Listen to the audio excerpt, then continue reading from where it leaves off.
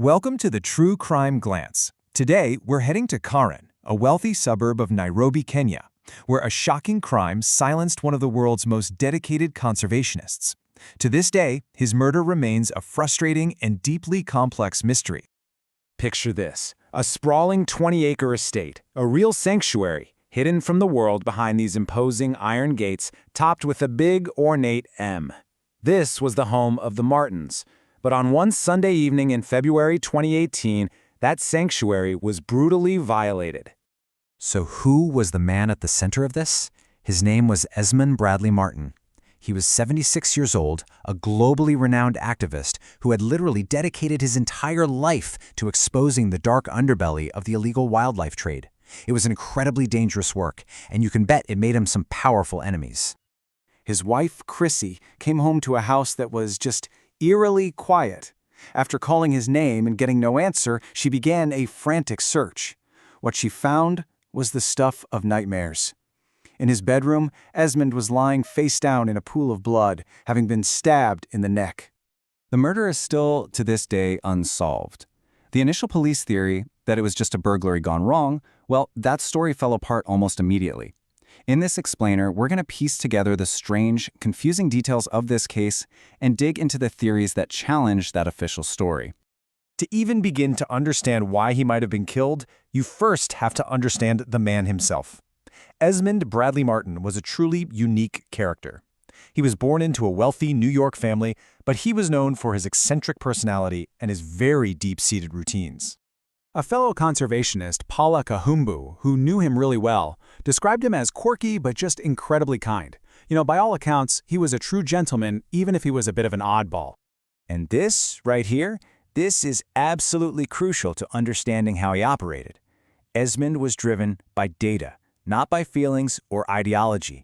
His fact-based, non-judgmental approach was the absolute key to his success and maybe his survival in a very dangerous world. His colleague Dan Stiles, he recalls these very distinct habits, always dressing in three-piece silk suits, writing everything with a fountain pen in these A4 notebooks. He was famous for his intense curiosity and for always serving his guests soup for lunch. Now, to get why his work mattered so much, we have to rewind a bit, back to the 1970s. East Africa, at that time, was a hotbed for wildlife trafficking. Poaching was just rampant, and it really seemed like elephants and rhinos were on a fast track to extinction. And this is where Esmond finds his calling. He began collecting data from inside the illegal market, something nobody was really doing. He provided the hard evidence that ultimately led to China banning the rhino horn and ivory trades. But so tragically, he was murdered just weeks after returning from a trip to Myanmar, right on the heels of one of his greatest victories. So how did he do it? Well, his method was brilliantly simple and kind of genius. He'd just walk into these markets pretending to be a potential buyer. His intense, genuine curiosity got people to open up. He wasn't there to arrest them, he just wanted to understand the mechanics of their trade. And this gave the world its first real clear picture of this massive global network. But let's be clear, this was not a safe desk job. Not by a long shot. He went undercover, and his work ended up exposing a Tanzanian ambassador and a Zambian diplomat who were both involved in smuggling. He was essentially mapping a criminal enterprise with some very, very powerful players. And the money involved, it's just staggering. By 2017, the UN estimated the illegal wildlife trade was worth up to $23 billion a year. This was a global industry, and Esmond was one of the very few people who truly understood its massive scale. Okay. So with all that in mind, let's go back to that day, Sunday, February 4th, 2018. After weeks of really intense work, Esmond had decided to just take a break. He went to a casual barbecue in the morning and left in the mid-afternoon. His driver dropped him off at home right around 3 p.m. But when he arrived, the house was empty. His wife was out, the cook was out, Esmond was completely alone. About 3 hours later, just as it was starting to get dark, his wife Chrissy came home. She called out his name, but there was no reply. The house was completely silent. She checked the library first, and then his study, nothing. She asked the cook, who had just gotten back himself. He hadn't seen him either. Now she was truly worried. Chrissy went back upstairs and opened the door to Esmond's bedroom. And that's when she found him, the victim of a horrifically brutal attack. The news went global almost instantly. The first official theory from the police was that it was a botched burglary. But as investigators started to actually look at the scene, that simple, tidy explanation began to completely fall apart. Now, a burglary gone wrong? That's a plausible enough story in Nairobi. The idea was that intruders were surprised by Esmond, they panicked, and they killed him. But the evidence told a very different story. It's pretty astonishing, really. Nothing of obvious value was stolen. His wallet, which had about $100 in it, his phone, his watch, his debit card, even more cash in the room, all of it was just left untouched. This just raises so many red flags. I mean, if it was a robbery, why would you leave all the valuables? And maybe even more important, with no signs of a forced entry, how on earth did the killers get inside in the first place? And it just gets weirder from there. The back gate to the property was unlocked, and its padlock was just gone. The panic alarm, which was first found under his bed, later mysteriously disappeared from the scene entirely, and the electric fence, it had been turned off. All these details screamed that it was an inside job. So the police questioned the household staff, but they found no evidence connecting them to the crime, and eventually had to release them. The trail was already going cold. So with that burglary theory pretty much in tatters, attention turned to Esmond's life and his work. Who else could have possibly wanted him dead?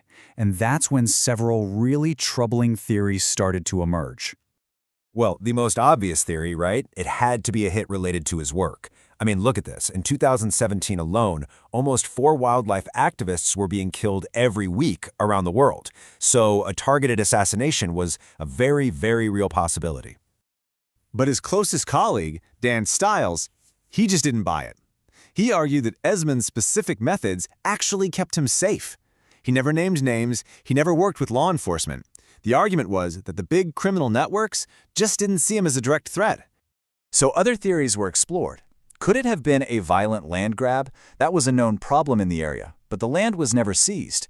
What about a dispute with a local church over a development project?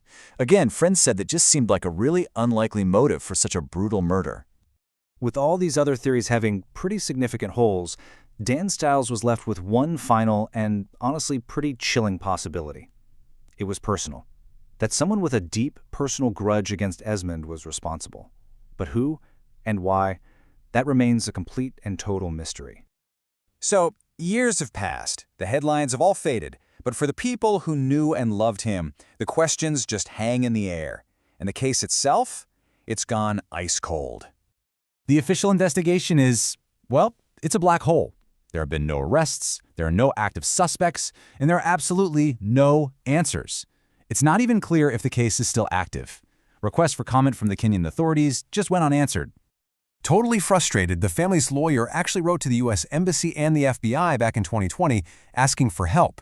They argued that Esmond's murder wasn't an isolated incident, but part of a larger disturbing pattern of unsolved murders in Kenya. His death really resonated at the highest levels. Prince William called him one of the conservation world's unsung heroes, which is just a perfect tribute to a man who worked so tirelessly, mostly behind the scenes. But beyond the global impact, there's this profound personal loss. As Paula Kahambu reminds us, at the heart of this whole story is his wife, Chrissy, who is just left in the dark, with no answers and absolutely no justice. Esmond Bradley Martin's murder is so much more than just a cold case. It's a story about the true price of dedication and maybe the limits of justice. And it leaves us all with a really tough, lingering question. In a world full of powerful criminals, when an unsung hero is silenced, what does justice even look like?